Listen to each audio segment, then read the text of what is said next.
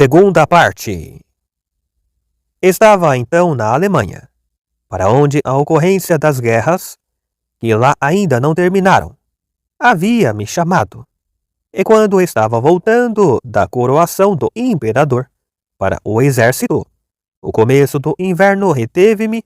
numa caserna,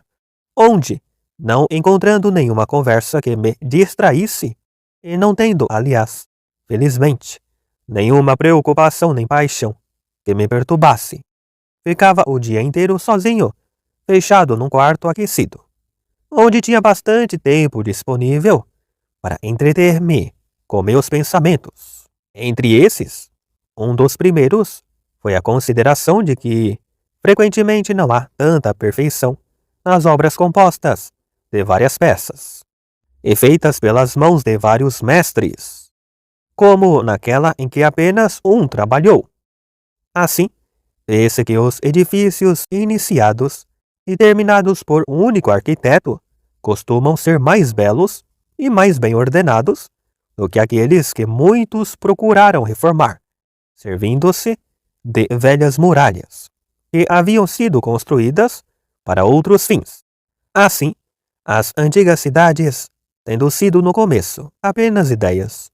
e se transformando, com o passar do tempo, em grandes cidades, são comumente tão mal proporcionadas, em comparação com as praças regulares, que um engenheiro traça à sua vontade,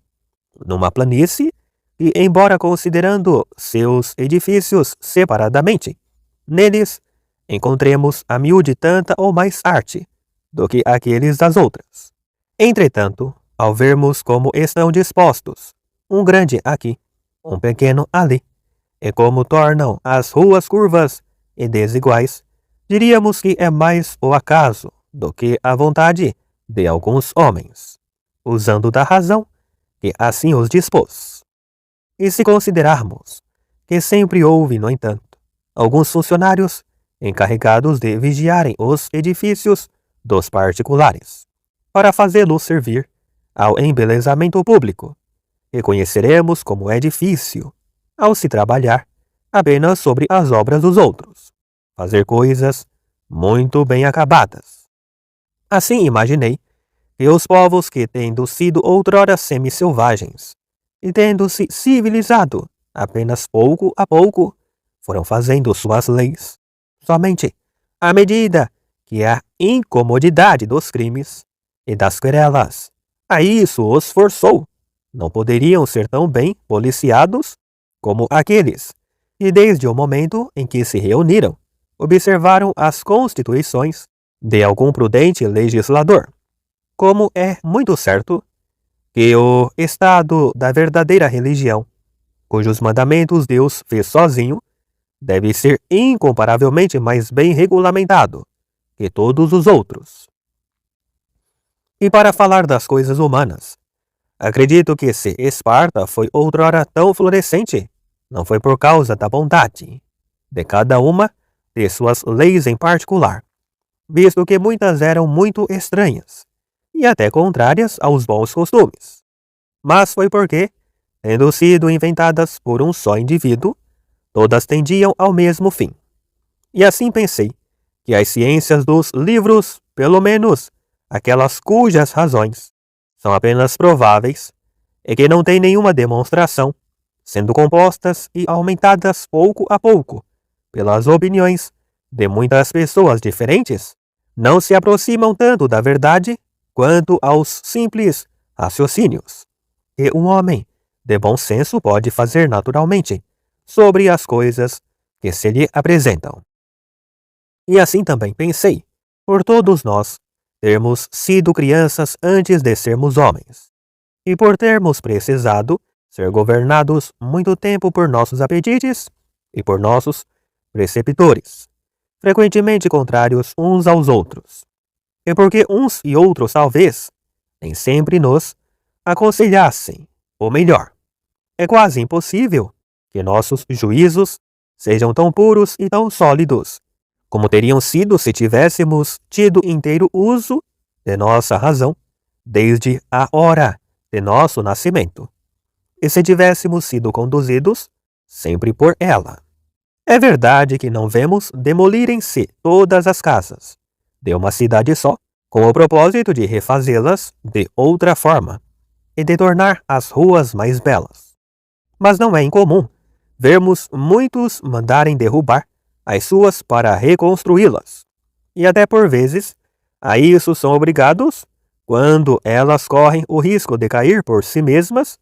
e os alicerces não estão muito firmes. Com esse exemplo, me persuadi de que não teria cabimento um particular propor-se a reformar um estado, mudando-lhe tudo desde os alicerces e derrubando-o para reerguê-lo. Nem mesmo também a reformar o corpo das ciências ou a ordem estabelecida nas escolas para as ensinar. Mas, quanto às opiniões que até então eu aceitara, o melhor que podia fazer era suprimi-las de uma vez por todas, a fim de substituí-las depois, ou por outras melhores, ou então pelas mesmas, quando eu as tivesse ajustado ao nível da razão. E acreditei firmemente que desta forma conseguiria conduzir minha vida muito melhor do que se apenas construísse sobre velhos alicerces e só me apoiasse nos princípios de que me deixara persuadir em minha juventude, sem nunca ter examinado se eram verdadeiros. Pois, embora observasse nisso diversas dificuldades, elas não eram, entretanto, irremediáveis, nem comparáveis às que se encontram na reforma das menores coisas referentes ao público. Esses grandes corpos são muito difíceis de reerguer quando derrubados, ou mesmo de manter quando abalados, e suas quedas só podem ser muito violentas. Ademais, quando as suas imperfeições se as têm, e a própria diversidade que existe entre eles é suficiente para garantir que vários as têm. Ouso, por certo, as amenizou muito, e até evitou ou corrigiu pouco a pouco o grande número delas, que não se poderiam prover tão bem pela prudência. E, enfim, elas são quase sempre mais suportáveis do que seria a sua mudança, da mesma maneira que os grandes caminhos que serpenteiam entre montanhas tornam-se pouco a pouco tão uniformes e tão cômodos, à força de serem frequentados, que é muito melhor segui-los do que empreender um caminho mais reto, galgando por cima dos rochedos e descendo até o fundo dos precipícios. Por isso, eu não poderia de modo algum aprovar esses temperamentos turbulentos e inquietos, que não sendo chamados, nem pelo nascimento, nem pela fortuna ao manejo dos negócios públicos, não deixam de neles sempre fazer em pensamentos alguma nova reforma.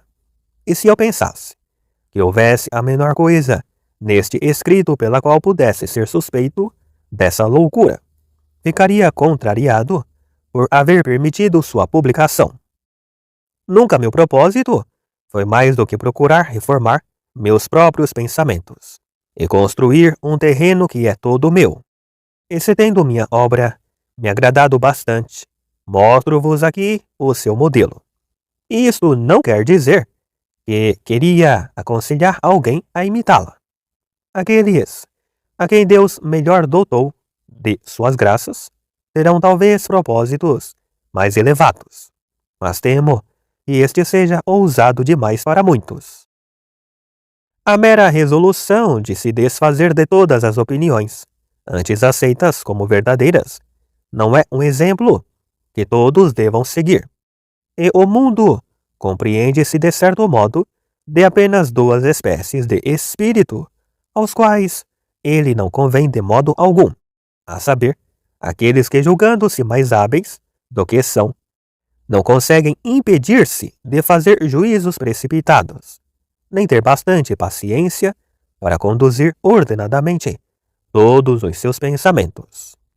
Daí resulta que se tomassem alguma vez a liberdade de duvidar dos princípios que receberam e de se afastar do caminho comum,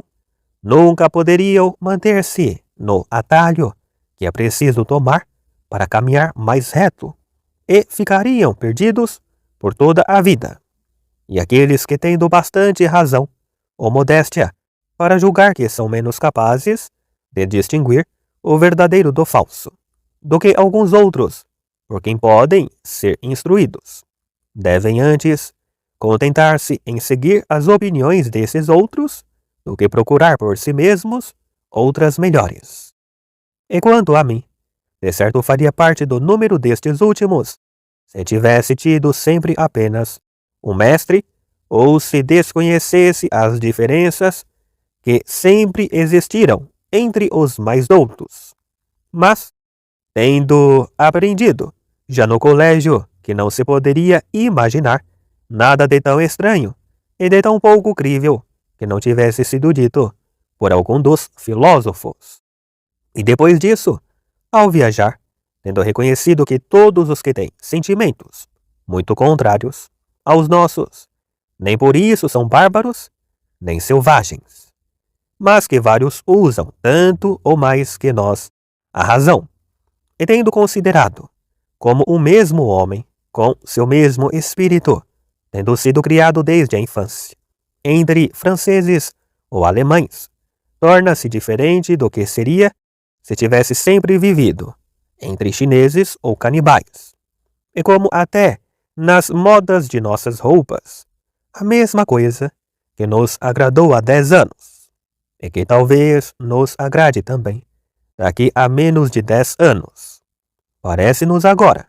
extravagante e ridícula, de sorte que é muito mais o costume e o exemplo que nos persuadem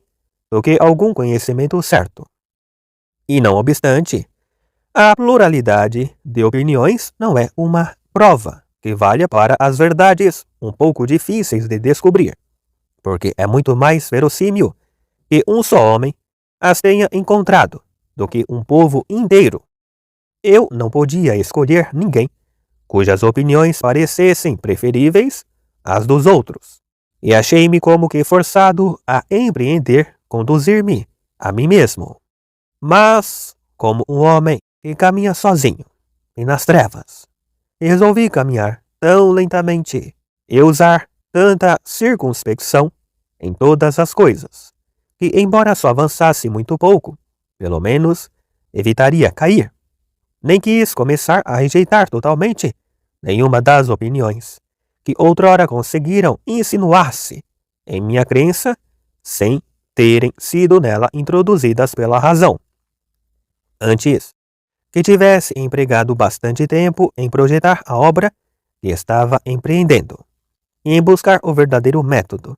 para chegar ao conhecimento de todas as coisas de que meu espírito seria capaz. Estudara um pouco, quando jovem,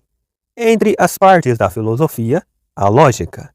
e entre as matemáticas, a análise dos geômetras e a álgebra, 3 artes, ou ciências, que pareciam dever contribuir um tanto ao meu propósito. Mas, ao examiná-las,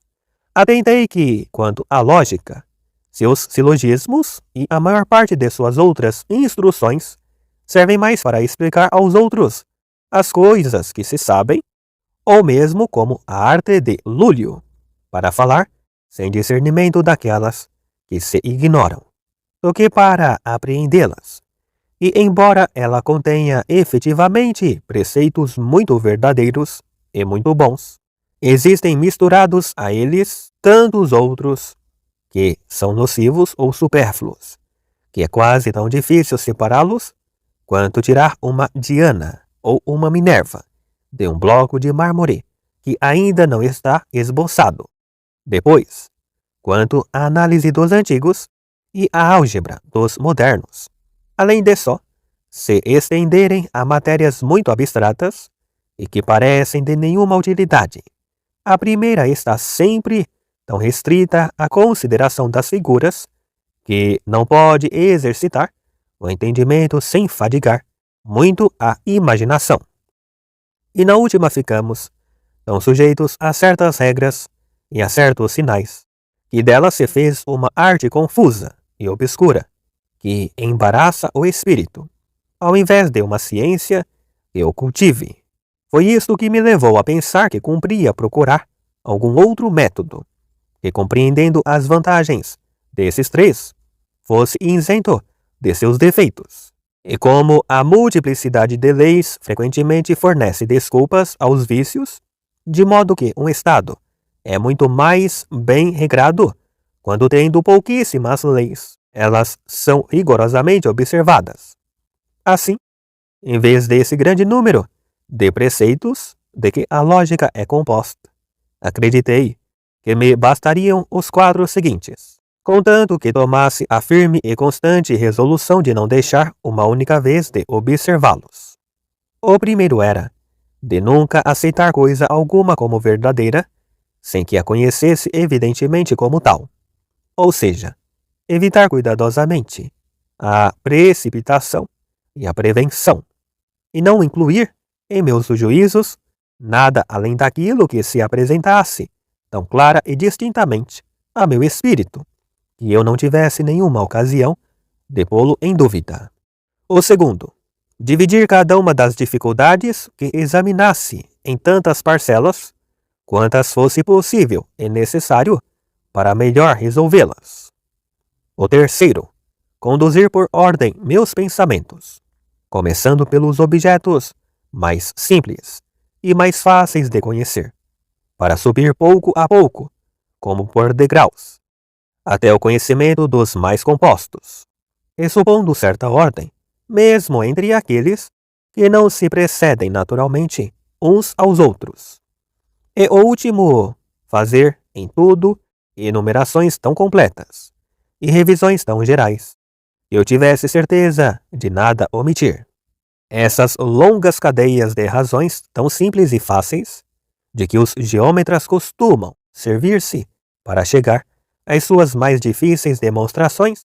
levaram-me a imaginar que todas as coisas que podem cair sob o conhecimento dos homens encadeiam-se da mesma maneira, e que com a única condição de nos abstermos de aceitar por verdadeira alguma que não o seja, e de observarmos sempre a ordem necessária para deduzi-las umas das outras, não pode haver nenhuma tão afastada que não acabemos por chegar a ela, e nem tão escondida que não a descubramos. E não tive muita dificuldade em concluir por quais eram necessário começar, pois já sabia que era pelas mais simples e mais fáceis de conhecer, e considerando que entre todos aqueles que até agora procuraram a verdade nas ciências, só os matemáticos puderam encontrar algumas demonstrações, isto é, algumas razões certas e evidentes. Não duvidei de que deveria começar pelas mesmas coisas que eles examinaram, embora delas não esperasse nenhuma outra utilidade, a não ser a de acostumarem meu espírito a alimentar-se de verdades e a não se contentar com falsas razões. Mas com isso, não tive a intenção de procurar aprender todas essas ciências particulares, chamadas comumente matemáticas. E vendo que, embora seus objetos sejam diferentes, todas coincidem em só considerarem as diversas relações e proporções que neles se encontram,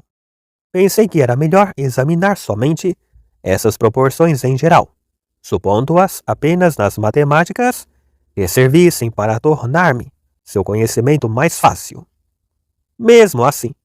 sem as limitar de modo algum a essas matérias, a fim de poder melhor aplicá-las depois a todas as outras, as quais conviessem. Depois, tendo atentado que, para conhecê-las, eu precisaria às vezes considerar cada uma em particular, e outras vezes somente decorá-las, ou compreender várias ao mesmo tempo. Pensei que, para melhor considerá-las em particular, teria de supô-las como linhas, porque não encontrava nada mais simples, nem que pudesse representar mais distintamente a minha imaginação e aos meus sentidos. Mas para reter e compreender várias ao mesmo tempo, eu precisava examiná-las por alguns sinais, os mais curtos possíveis, e que deste modo aproveitaria o melhor da análise geométrica e da álgebra e corrigiria todos os defeitos de uma pela outra. De fato, ouso dizer que a exata observação desses poucos preceitos que escolhera deu-me tamanha facilidade para destrinçar todas as questões abrangidas por essas duas ciências, que nos 2 ou 3 meses que empreguei em examiná-las, tendo começado pelas mais simples e mais gerais, e sendo cada verdade que encontrava uma regra que me servia depois para encontrar outras, não só consegui resolver muitas que outrora julgara muito difíceis, mas também pareceu-me mais ao final que podia determinar, mesmo naquelas que ignorava, por que meios e até onde era possível resolvê-las. Nisso talvez eu não vos pareça muito vão, se considerardes que, havendo apenas uma verdade de cada coisa, quem quer que a encontre sabe dela tudo o que se pode saber, e que, por exemplo, uma criança instruída em aritmética, tendo feito uma adição, de acordo com suas regras, pode estar segura de ter encontrado, sobre a soma que examinava, tudo o que o espírito humano poderia encontrar. Pois, enfim, o método que ensina a seguir a verdadeira ordem e a enumerar exatamente todas as circunstâncias do que se procura contém tudo o que dá certeza às regras da aritmética. Mas o que mais me contentava nesse método era, por meio dele, tinha a certeza de usar em tudo minha razão, se não perfeitamente, pelo menos da melhor forma, em meu poder. Ademais, sentia, ao praticá-lo, que meu espírito acostumava-se pouco a pouco a conceber mais nítida e distintamente seus objetos,